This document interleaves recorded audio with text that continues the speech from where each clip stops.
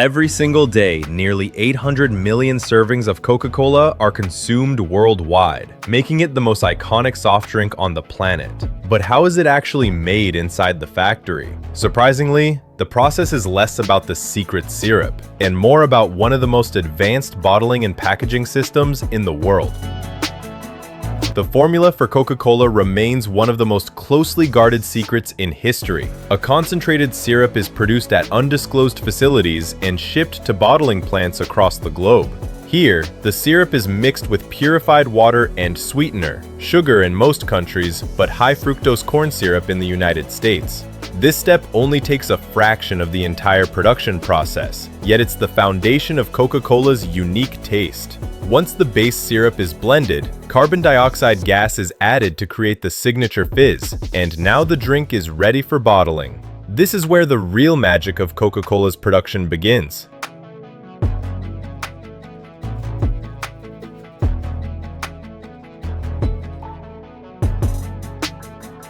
Every year, billions of aluminum cans are produced. But how are they made? It all begins with giant aluminum rolls, stretched thin like paper. A stamping press punches out discs, then stretches them into cup shapes. These cups are drawn through molds, forming the tall, thin walls of the can. Next, machines trim the edges, wash away oil, and coat the inside with a special lining to prevent corrosion. Finally, the top is necked, flanged, and fitted with a lid. In less than a second, a simple sheet of aluminum becomes a perfectly sealed can, ready to hold your favorite drink. High-speed filling machines take over, capable of filling hundreds of bottles every single minute. The bottles and cans are sterilized, rinsed, and then fed into massive fillers where precise valves dispense the perfect amount of Coke at just the right temperature. Immediately after, caps and lids are sealed in place using automated capping machines, while scanners check every single unit to detect even the smallest defect. Any rejected bottle or can is recycled instantly back into the system.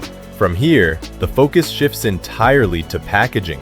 Bottles pass through warmers that bring them to room temperature to prevent condensation on the packaging. Once stabilized, they move along conveyor belts where robotic arms group them into 6-packs, 12-packs, or larger cases. Cans are often bound with plastic rings or placed into cardboard cartons, while bottles are shrink-wrapped in tight protective plastic.